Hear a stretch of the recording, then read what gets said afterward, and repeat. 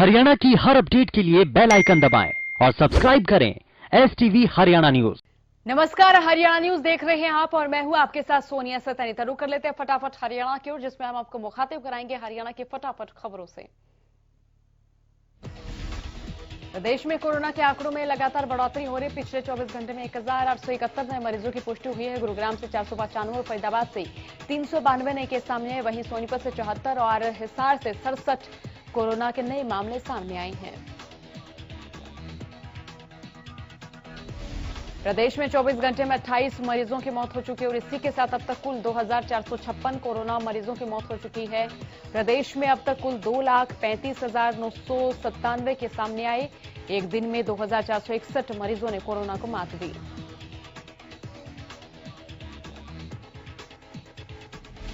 कृषि कानूनों के खिलाफ विरोध प्रदर्शन करने वाले किसान संगठन के प्रतिनिधियों के साथ सरकार की पहले दौरे की जो बैठक है वो बेनतीजा रही।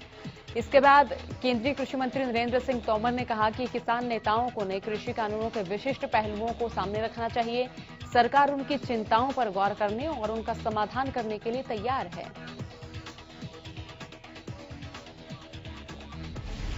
बता दें कि सरकार ने पंजाब और हरियाणा सहित विभिन्न किसान समूहों द्वारा किए जा रहे विरोध प्रदर्शन के बीच विज्ञान भवन में आंदोलनकारी किसान संगठनों के 35 प्रतिनिधियों के साथ मंगलवार को एक बैठक बुलाई थी, लेकिन फिलहाल इस बैठक से कोई परिणाम निकलकर सामने नहीं आया।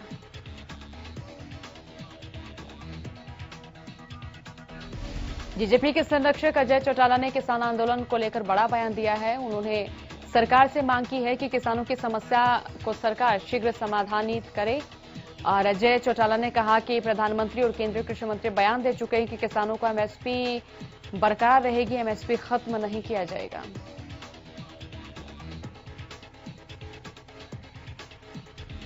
उन्होंने कहा कि सरकार को चाहिए कि कृषि कानूनों में एमएसपी को शामिल कर किसानों की मांग पूरी करे। उन्होंने कहा कि आज अन्नदाता सड़कों पर परेशान हो रहे हैं।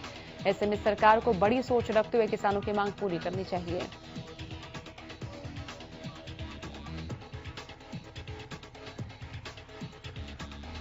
योग गुरु स्वामी रामदेव ने मंगलवार को गृह मंत्री अनिल विज से चंडीगढ़ स्थित उनके कार्यालय में मुलाकात की और इस दौरान विज ने स्वामी रामदेव के पहुंचने पर उनका स्वागत किया। इस मौके पर स्वामी रामदेव के साथ हरियाणा योग परिषद के चेयरमैन डॉक्टर जयदीप आर्य, स्वामी संपूर्णानंद भी मौजूद रहे।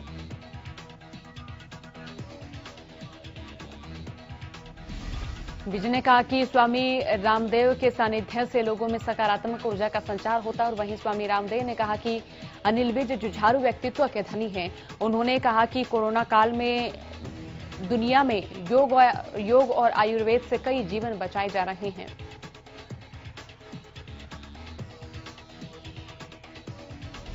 किसानों के आंदोलन पर योग गुरु स्वामी रामदेव का बयान सामने आया। स्वामी रामदेव ने कहा कि यदि कानून बनाने से पहले किसानों को जागरूक किया जाता तो स्थिति नहीं बनती। अब सरकार को किसानों को जागरूक करना पड़ेगा।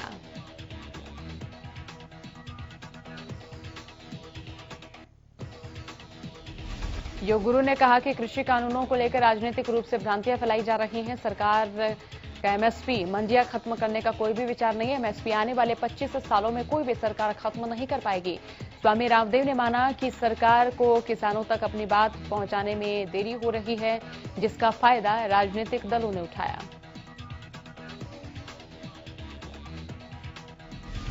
किसान आंदोलन लगातार जोर पकड़ता हुआ जा रहा है और इसी सिलसिले में मंगलवार को धनखड़ खाप के ऐतिहासिक चबूतरे पर 12 गांवों की पंचायत हुई, जिसमें किसान आंदोलन को धनखड़ खाप ने पूरी तरह से समर्थन करने का ऐलान किया और कहा कि सरकार को हर हाल में तीनों कानून वापस लेने ही होंगे। पंचायत में फैसला हुआ कि धनखड़ खाप किसानों की पूरी तरह से सहायता करेगी। सैकड़ों की संख्या में ट्रैक्टर लेकर धनखड़ खाप किसानों की सहायता के लिए निकलेगी।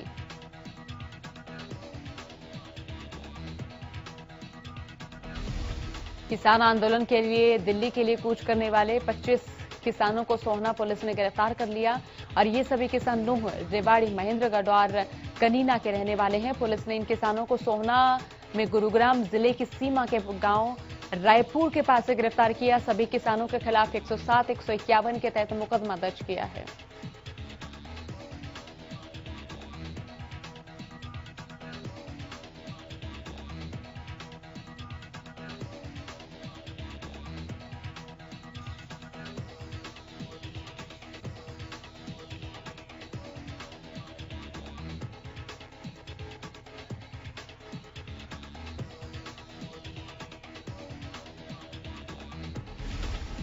मानेसर लैंड स्कैम मामले में मंगलवार को विशेष सीबीआई कोर्ट में सुनवाई पूरी की गई। इस दौरान मामले में मुख्य आरोपी हरियाणा के पूर्व मुख्यमंत्री भूपेंद्र सिंह हुड्डा वीडियो कॉन्फ्रेंसिंग के जरिए सीबीआई कोर्ट में पेश हुए, जबकि अन्य सभी आरोपी प्रत्यक्ष रूप से कोर्ट में पेश हुए थे।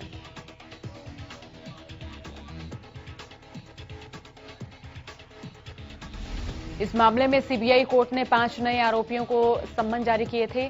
5 नए आरोपियों को पेश होने के लिए अगली तारीख लगाई। मामले की अगली सुनवाई 17 दिसंबर को होनी है और वहीं आरोप तय होने पर फैसला अब इन 5 नए आरोपियों की पेश होने के बाद ही तय होगा। सेम फ्लाइंग टीम ने गुरुग्राम में चल रहे फर्जी कॉल सेंटर का भंडाफोड़ किया है। यह फर्जी कॉल सेंटर अवैध रूप से सेक्टर 28 के एक मकान में चलाया जा रहा था। सीएम फ्लाइंग की छापेमारी के बाद फर्जी कॉल सेंटर का मालिक मौके से फरार बताया गया, जबकि उसके 2 पार्टनरों को पुलिस ने गिरफ्तार किया।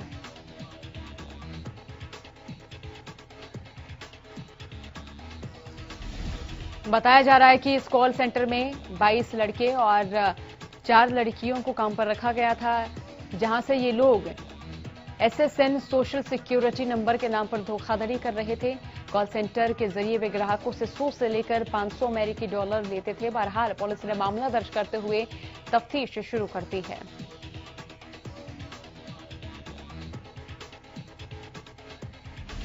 करनाल में जिला प्रशासन और एनडीआरएफ की टीमों ने नहर से एक बच्चे का शव बरामद किया। आपको जानकारी दे दें कि 8 दिन पहले एक शख्स ने अपने 3 बच्चों को नहर में फेंक दिया था, जिसके बाद प्रशासन ने लापता बच्चों की तलाश शुरू की।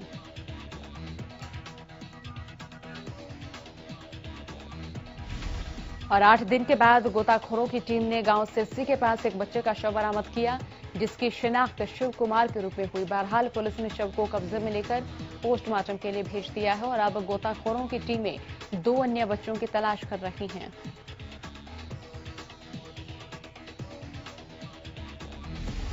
जानकारी दे दें कि 23 नवंबर को इनके पिता सुशील कुमार ने अपने 3 मासूम बच्चों को कलबेहड़ी आवर्धन नहर में फेंक दिया था, जिसके बाद पुलिस ने आरोपी को गिरफ्तार किया और अदालत में पेश किया, जहां से उसे न्यायिक हिरासत में भेज दिया गया।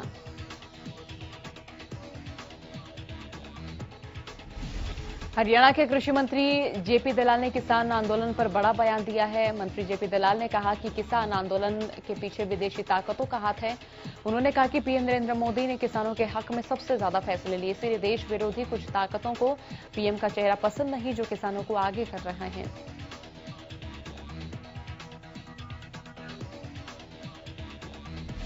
उन्होंने कहा कि नीतियां सड़क पर नहीं संसद में बनती हैं और कुछ गलत होगा तो जनता बदलाव करेगी। इसके साथ ही उन्होंने कहा कि बिना परिणाम के किसी चीज का विरोध ठीक नहीं। अगर कानूनों का विपरीत असर पड़ता है तो फिर किसान आंदोलन करें या फिर बदलाव की मांग, उसका सभी समर्थन भी करेंगे। अपने बयानों को लेकर चर्चा में रहने वाले केंद्रीय राज्य मंत्री रतनलाल कटारिया के बोल आज फिर किसानों के लिए बिगड़ गए और कटारिया ने किसानों को लेकर विवादित बयान दे डाला। बता दें कि केंद्रीय राज्य मंत्री रतनलाल कटारिया अंबाला में रेलवे अंडरब्रिज का शिलान्यास करने पहुंचे थे, लेकिन इसी दौरान किसान संगठन के कार्यकर्ता हाथों में काले झंडे लेकर कार्यक्रम स्थल पर जा पहुंचे, जहां उन्होंने रतनलाल कटारिया का जोरदार विरोध करते हुए केंद्र सरकार के खिलाफ जमकर नारेबाजी की और काले झंडे दिखाकर विरोध जताया। इसके कुछ देर बाद मीडिया से मुखातिब होते हुए किसानों पर उनके बोल बिगड़ गए। हालांकि बाद में कटारिया ने कहा कि मैं हाथ जोड़कर भगवान से प्रार्थना करता हूं कि इन काले झंडे दिखाने वालों को सद्बुद्धि दें। और वहीं विरोध करने आए किसानों का कहना था कि कृषि कानूनों के अब वो वापस करवाकर ही रहेंगे।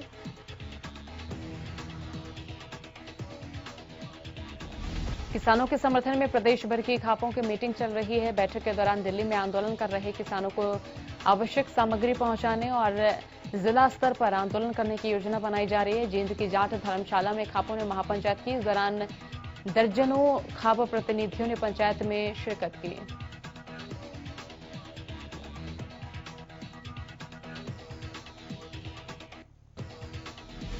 रतिया में भी किसानों के आंदोलन को और तेज करने के लिए खेती बचाओ संघर्ष समिति की बैठक हुई। इस मौके पर खेती बचाओ संघर्ष समिति के अध्यक्ष जर्नैल सिंह मलवाला ने बताया कि दिल्ली में किसान बहुत बड़ी संख्या में पहुंच चुके हैं और रतिया में भी हजारों किसान दिल्ली पहुंचे हैं और रोजाना किसान ट्रैक्टर ट्रॉलियों से दिल्ली की ओर जा रहे हैं। उन्होंने कहा कि रतिया से बड़े स्तर पर खाने पीने का सामान, लंगर, सब्जियां, दूध और हर आवश्यकता की सामग्री दिल्ली की ओर भेजी जा रही है।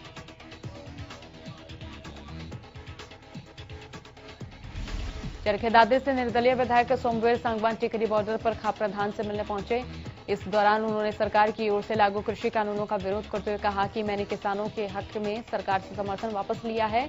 सोमवीर सांगवान ने कहा कि मैं राजनीति से पहले सामाजिक खाप का प्रधान हूं। सोमवीर सांगवान ने जानकारी देते हुए बताया कि किसानों के आंदोलन के समर्थन में 200 से ज्यादा खाप पंचायतें शामिल होने जा रही हैं। गोहाना में किसानों के समर्थन में अनाज मंडी के आड़तियों ने एक दिन की सांकेतिक हड़ताल शुरू की। आड़तियों का कहना है कि जल्द सरकार किसानों से बातचीत कर हल निकाले। आड़तियों ने सरकार को चेतावनी देते हुए कहा कि सरकार ने जल्द समाधान नहीं निकाला तो आड़ती भी अनिश्चितकालीन हड़ताल पर जा सकते हैं। फतेहाबाद में कृषि कानूनों के विरोध में और किसानों के समर्थन में व्यापारियों ने मंडी में हड़ताल कर धरना प्रदर्शन किया। मंडी के मुख्य गेट के आगे धरने पर बैठे व्यापारियों ने सरकार की नीतियों और तीनों कृषि कानूनों की जमकर आलोचना की। उन्होंने कहा कि सरकार कहती है वो किसानों की आमदनी दोगुना करना चाहती है, मगर इन कानूनों से तो किसानों का रोजगार तक छिन जाएगा। किसान आंदोलन का असर झज्जर की सब्जी मंडी में भी देखा जा रहा है। किसान आंदोलन के चलते मंडी में वक्त पर सब्जियों की गाड़ियां नहीं पहुंच पा रही हैं। किसान आंदोलन के कारण सब्जियों की सप्लाई भी सुचारू रूप से नहीं हो रही है। आंदोलन कर रहे किसानों को समर्थन देने के लिए अंबाला में आड़ती एसोसिएशन ने एक दिन के लिए मंडी बंद कर सांकेतिक हड़ताल शुरू की। अंबाला आड़ती एसोसिएशन के अध्यक्ष धूनी चंद ने कहा कि अगर सरकार इन काले कानूनों को वापस नहीं लेगी तो ये हड़ताल अनिश्चितकाल तक के लिए बढ़ाई जा सकती है।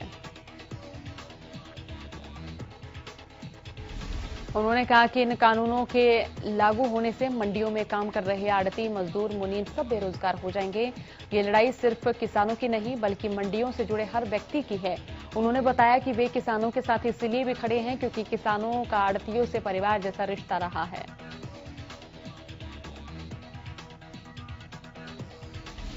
होटल में प्रशासन की ओर से बिना मास्क घूमने वाले वाहन चालकों के चालान काटे गए और जिले में पुलिस की ओर से हर दिन 300 से ज्यादा चालान किए जा रहे हैं। वहीं प्रशासन की ओर से बसों में बिना मास्क के बैठे लोगों के भी चालान काटे जा रहे हैं। पुलिस को चालान काटने के दौरान लोगों के विरोध का भी सामना करना पड़ रहा है। जींद में फूड सेफ्टी विभाग की टीम ने डेयरी के दुकानों पर छापेमारी कर देसी घी, मावा के सैंपल लिए।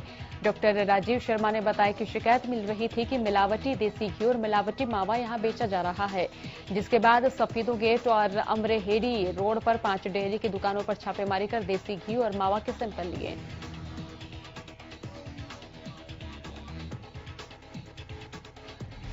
सोहना पुलिस की क्राइम टीम ने नाकेबंदी कर एक शातिर वाहन चोर को गिरफ्तार किया। पुलिस ने आरोपी के कब्जे से गुरुग्राम की अलग अलग जगहों पर चोरी की गई 5 मोटरसाइकिल बरामद की है। पुलिस से मिली जानकारी के अनुसार आरोपी युवक दिलशाद नूह जिले के गांव टाई का रहने वाला है, जो काफी वक्त से मोटरसाइकिल चोरी की वारदातों को अंजाम दे रहा था। पुलिस ने आरोपी को उस वक्त गिरफ्तार करने में कामयाबी हासिल की जिस समय आरोपी सोहना से बाइक चोरी करने के बाद उसे बेचने के लिए मेवात की ओर जा रहा था। मुखबिर की सूचना मिलने के बाद पुलिस ने पुराना अलवर मार्ग पर नाकेबंदी कर आरोपी को गिरफ्तार किया।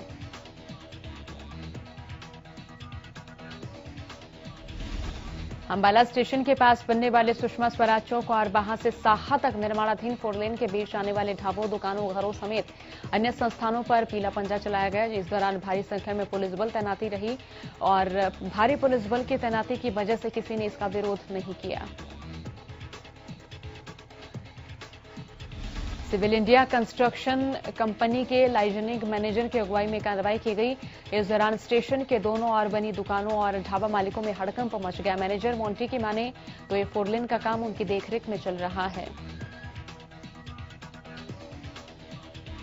उपायुक्त के आदेश पर पुलिस बल की तैनाती में इस सड़क के नक्शे में आने वाले बने ढाबों, दुकानों और दूसरे संस्थानों पर अतिक्रमण की कार्रवाई की गई। उन्होंने कहा कि नेशनल हाईवे पर आने वाली सभी अतिक्रमण को हटाया जाएगा। प्रदूषण को कम करने के लिए कई तरह की योजनाएं और अभियान चलाए जा रहे हैं। बावजूद इसके कुछ ऐसे भी लोग हैं जो नियमों और आदेशों को ताक में रखकर पॉल्यूशन को बढ़ावा दे रहे हैं। कुछ ऐसे ही हाल है बल्लभगढ़ के स्वरूप नगर इलाके का, जहां धड़ल्ले से विभाग की ओर से जारी आदेशों की धज्जियां उड़ाई जा रही हैं।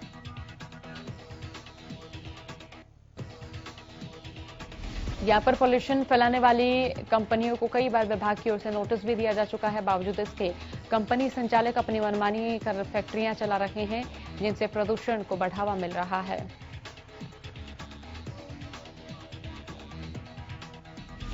फैक्ट्रियों की चिमनियों से निकलने वाला धुआं इस कदर आसमान में छा जाता है कि धरती भी सूरज की किरणों के लिए तरसती नजर आती है। बढ़ते प्रदूषण की वजह से स्वरूप नगर इलाके और इसके आसपास रहने वाले लोगों को काफी परेशानियों का सामना करना पड़ रहा है। तो श्याम भिवानी रोड पर देर रात एक पिकअप गाड़ी और मोटरसाइकिल की जोरदार टक्कर हो गई। सड़क हादसे में बाइक सवार युवक की मौके पर ही मौत हो गई और मृतक की पहचान सुरेश नाम के व्यक्ति की हुई है।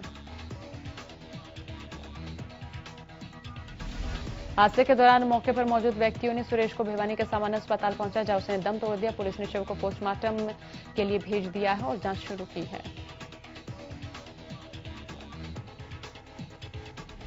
यमुनानगर के साढौरा में उस वक्त एक दर्दनाक हादसा हो गया जब साढौरा के हैफेड के गोदाम में नलकूप लगाने के लिए खुदाई की जा रही थी और इसी दौरान अचानक मिट्टी धंस गई और 10 फुट गहरे गड्ढे में काम कर रहे वो 2 मजदूर दब गए। मजदूरों के दबने की खबर पर पुलिस और आसपास के लोग मौके पर पहुंचे और आनन फानन में दोनों मजदूरों को गड्ढे से निकालकर अस्पताल पहुंचा। इस दौरान डॉक्टरों ने मुकेश नामक मजदूर को मृत घोषित कर दिया, जबकि दूसरे मजदूर अमन की हालत गंभीर बनी हुई है, जिसका इलाज चलाया जा रहा है। बताया जाता है कि यह हादसा ठेकेदार की लापरवाही से हुआ। फिलहाल पुलिस मामले की जांच कर रही है। फरीदाबाद के हार्डवेयर चौक पर ट्रैफिक पुलिस ने मास्क के साथ साथ ट्रैफिक नियमों का उल्लंघन करने वाले वाहन चालकों के चालान काटे। इस दौरान लोगों से कोरोना काल में कोरोना से बचने के लिए मास्क लगाने की अपील भी की गई। ट्रैफिक एसआई ने लोगों से अपील करते हुए कहा कि बढ़ते कोरोना को देखते हुए सरकार ने सभी को मास्क पहनना अनिवार्य किया हुआ है, ताकि कोरोना की रफ्तार को कम किया जा सके।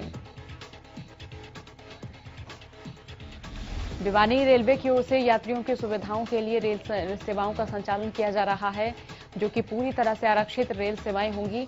भिवानी से किसान एक्सप्रेस, अजमेर, अमृतसर एक्सप्रेस समेत कुल 4 ट्रेनों का संचालन शुरू किया गया है। मंगलवार को भिवानी से किसान एक्सप्रेस को रवाना किया गया।